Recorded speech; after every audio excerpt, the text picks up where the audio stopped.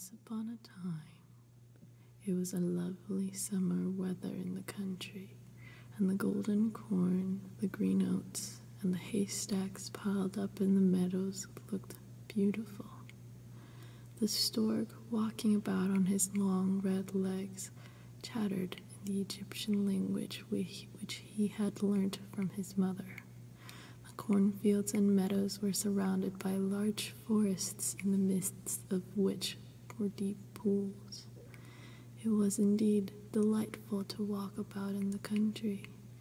In a sunny spot stood a pleasant old farmhouse close by a deep river, and from the house down to the waterside grew great burdock leaves, so high that under the tallest of them a little child could stand upright.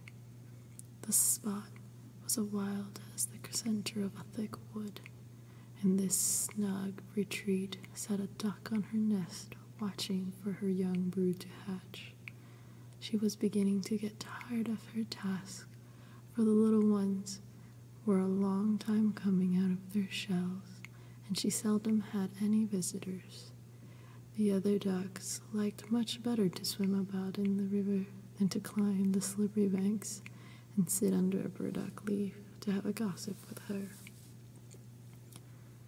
At length, one shell cracked, and then another, and from each egg came a living creature that lifted its head and cried, "Peep, peep, quack, quack," said the mother, and then they all quacked as well as they could, and looked about them on every side at the large green leaves. Their mother allowed them to look as much as they liked, because green is good for the eyes. "How large the world is," said the young ducks, when they found how much more room they now had than while they were inside the eggshell. "Do you imagine this is the whole world?" asked the mother. "Wait till you have seen the garden. It stretches far beyond to the parson's field, but I have never ventured to such a distance. Are you all out?" She continued, rising. "No, I declare the largest egg lies there still. I wonder how long this is to last. I am quite tired of it," and she seated herself again on the nest. "Well, how are you getting on?" asked an old duck who paid her a visit. "One egg is not hatched yet," said the duck. "It will not break, but just look at all the others. Are they not the prettiest little ducklings you ever saw? They are their image of their father, who is so unkind he never comes to see me." "Let me see the egg that will not break," said the duck. "I have no doubt it is a turkey's egg. I was persuaded to hatch some once, and after all my care and trouble with the young ones, they were afraid of the water. I quacked and clucked, but to all no purpose.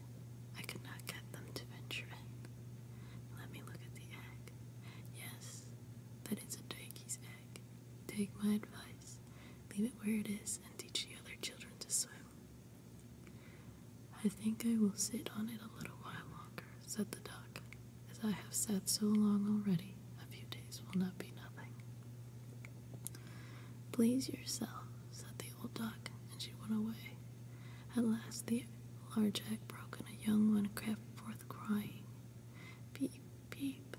It was very large and ugly. The duck stared at it and exclaimed, "It is very large, and not at all like the others. I wonder if it already is a turkey. We shall soon find out. However, when we go to the water, I must go in if I have to push it in myself." On the next day, the weather was delightful, and the sun shone brightly on the green burdock leaves, so the mother duck took her young brood down to the water and jumped in with a splash. "Quack, quack," cried she, and one after another the little ducklings jumped in. The water closed over their heads, but they came up again in an instant and swam about quite prettily, with their legs paddling also in the water swimming with them. "Oh," said the mother, "that is not a turkey. How well he uses his legs, and how upright he holds himself. He is my own child, and he is not so very ugly after all if you look at him properly. Quack, quack, come with me now. I will take you into grand society and introduce you to the farmyard, but you must keep close to me, and you may be trodden upon, and above all, beware of the cat." When they reached the farmyard, there was great disturbance. 2 families were fighting for an eel's head, which after all was carried off by the cat. "See, children, that is the way of the world," said the mother duck, wetting her beak, for she would have liked the eel's head herself. "Come now, use your legs, and let me see how well you can behave. You must bow your heads prettily to that old duck yonder. She is the highest born of them all, and has Spanish blood, therefore she is well off. Don't you see, she has a red flag tied to her leg, which is something very grand, and a great honor for a duck. It shows that everyone is anxious not to lose her, and she can be recognized both by man and beast. Come, don't turn your toes. A well-bred duckling spreads his feet wide apart, just like his father and mother in this way. Now bend your neck and say, quack." The ducklings did as they were bid, but the other ducks stared and said, "Look, here comes another brood, as if there were not enough of us already, and what a queer-looking object one of them is. We don't want him here." And then one flew out and bit him in the neck. "Let him alone," said the mother. "He's not doing any harm." "Yes, but he is so big and ugly," said the spiteful duck, "and therefore he must be turned out." "The others are very pretty children," said the old duck with the rag on her leg, "all but that one. I wish his mother could improve him a little." "That is impossible, your grace," replied the mother. "He is not pretty, but he has a very good disposition, and swims as well, or even better, than the others. I think he will grow up pretty, and perhaps be smaller. He has remained too long in the egg, and therefore his figure is not properly formed." And then she stroked his neck and smoothed a feather, saying, "It is a drake, and therefore not of so much consequence. I think he will grow up strong, and able to take care of himself."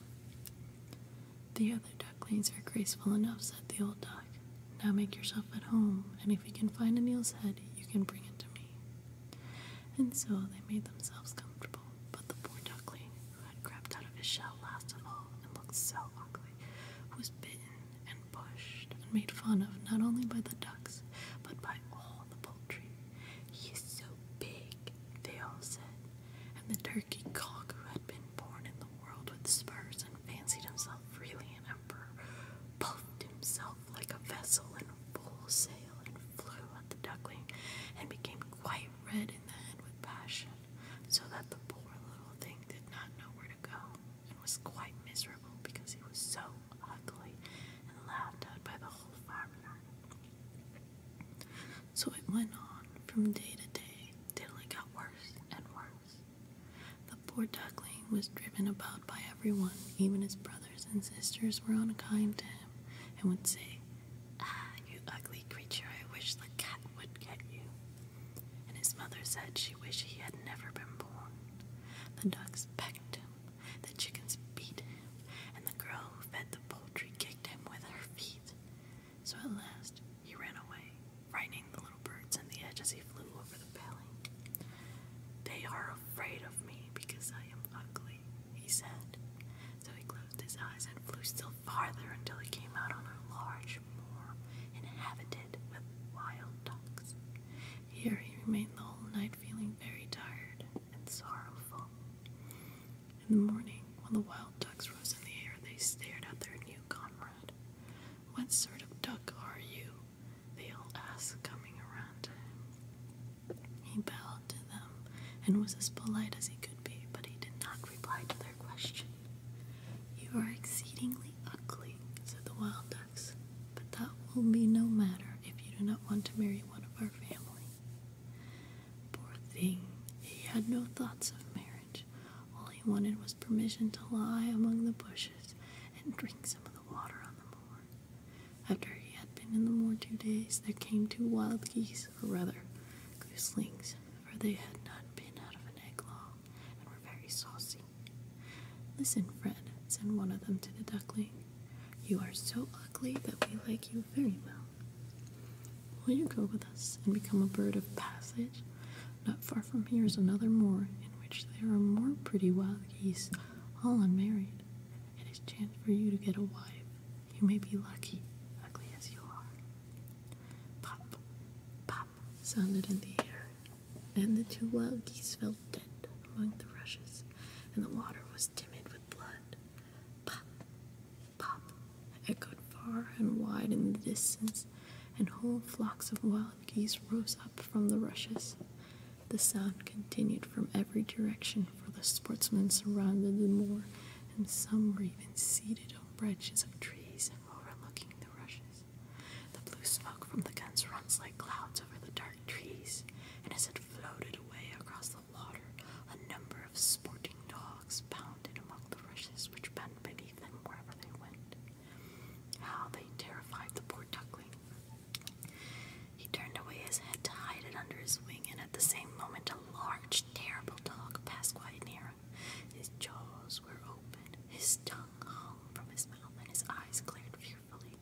He thrust his nose close to the duckling, showing his sharp teeth, and said, "Splash, splash."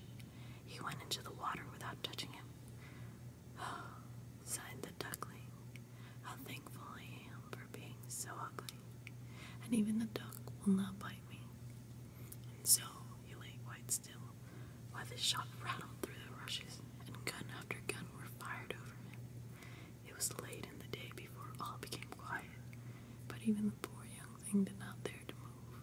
He waited quietly for several hours, and then after looking carefully around him, hastened away from the moor as fast as he could. He ran over a field and meadow till a storm arose and he could hardly struggle against it. Towards evening, he reached a poor little cottage that seemed ready to fall, and only remained standing because he could not decide on which side to fall first. The storm continued so violent that the duckling could go no farther.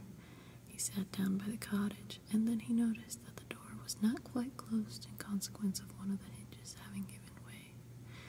There was therefore a narrow opening near the bottom, large enough for him to slip through, which he did very quietly, and got a shelter for the night. A woman, a tomcat, and a hen lived in this cottage. The tomcat, whom the mistress called "my little son," was a great favorite. He could raise his back and purr, and could even throw out sparks from his fur as if it were stroke thrown. The hen had very short legs, so she was called Chicky Short Legs. She laid good eggs, and her mistress loved her as if she had been her own child. In the morning, the strange visitor was discovered, and the tomcat began to purr, and the hen to cluck. "What is that noise about?" said the old woman, looking around the room, but her sight was not very good. Therefore, when she saw the duckling, she thought it must be a bad duck that had strayed from home. "Oh, what a prize!" she exclaimed. "I hope it's not a drake, for then I shall have some duck eggs. I must wait and see." So the duckling was allowed to remain on trial for 3 weeks, but there were no eggs. Now the tomcat was the master of the house, and the hen was mistress, and they always said, "we" and the world, for they believed themselves to be half the world, and the better half too.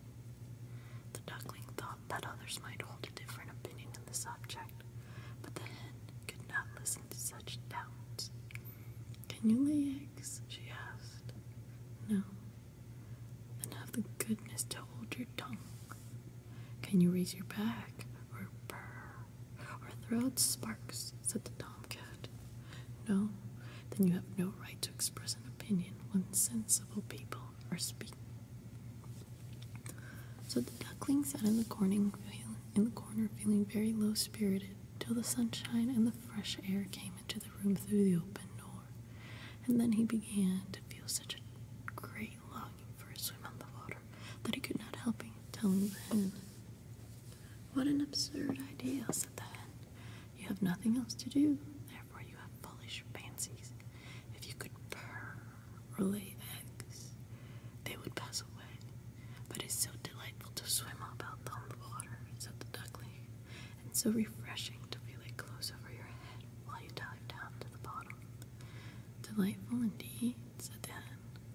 "Why, you must be crazy. As the cat, he is the cleverest animal I know. Ask him how he would like to swim about on the water, or to dive under it, for I will not speak of my own opinion.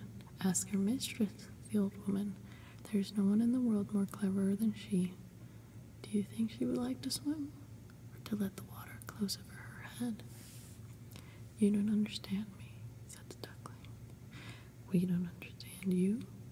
Who can understand you, I wonder? Do you consider yourself more clever than the cat or the old woman? I will say nothing of myself. Don't imagine such nonsense, child, and thank your good fortune that you have been received here. And you are not in the good fortune and you are not in a warm room, and in society from which you may learn something. But you are a chatterer, and your company is not very agreeable. Believe me, I speak only for your own good, and I may tell you unpleasant truths, but that is a proof of my friendship. I advise you, therefore, to lay eggs and learn to purr as quickly as possible." "I believe I must go out into the world again," said the duckling. "Yes, you do," said the hen. So the duckling left the cottage, and soon found water in which it could swim and dive, but was avoided by all other animals because of its ugly appearance. Autumn came, and the leaves in the forest turned to orange and gold. Then as winter approached, the wind caught them as they fell and swirled in the cold air. The clouds, heavy with hail and snowflakes, hung low in the sky, and the raven stood in the ferns crying, "Croak, croak," and made one shiver with cold to look at him. All this was very sad for the poor little duckling. One evening, just as the sun set amidst radiant clouds, there came a large flock of beautiful birds out of the bushes. The duckling was never seen any like them before. They were swans, and they curved their gray necks with their soft plumage shone with dazzling whiteness. They uttered a singular cry as they spread their glorious wings and flew away from those cold regions to warmer countries across the sea. As they mounted higher and higher in the air, the ugly little duckling felt quite a strange sensation as he watched them. He whirled himself in the water like a wheel, stretching out his neck towards them, and uttered a cry so strange that it frightened him. Could he ever forget those beautiful, happy birds? And when at last they were out of sight, he dove under the water and rose again almost beside himself with excitement. He knew not the names of these birds, nor where they had flown, but he felt towards them as he had never felt for any other bird in the world. He was not envious of these beautiful creatures, but wished to be as lovely as they. Poor, ugly creature, how gladly he would have lived even with the ducks had they only given him encouragement. The winter grew colder and colder. He was obliged to swim about on the water to keep it from freezing, but every night the space on which he swam became smaller and smaller. At length it froze so hard that the ice in the water cracked as he moved, and the duckling had to paddle with his legs as well as he could to keep the space from closing up. He became exhausted at last, and lay still and helpless, frozen fast in the ice. Early in the morning, a peasant who was passing by saw that it had happened. He broke the ice in pieces with his wooden shoe and carried the duckling home to his wife. The warmth revived the poor little creature, but when the children wanted to play with him, the duckling thought they would do him so harm, so he stirred up in terror, fluttering into the milk pan and splashed the milk about the room. Then the woman clapped her hands, which frightened him still more. He flew first into the butter cask, then into the meal tub, and out again. What a condition he was in! The woman screamed and struck at him with the tongs. The children laughed and screamed and tumbled over each other in their efforts to catch him.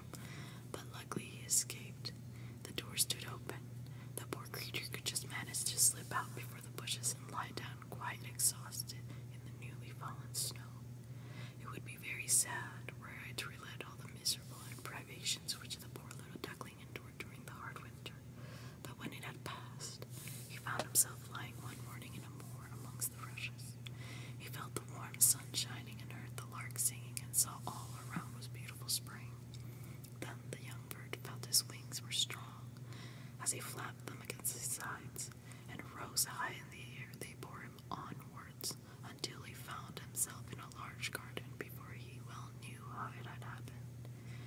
The apple trees were full blossom, and the fragrant elders went their long green branches down the stream which would round a small lawn.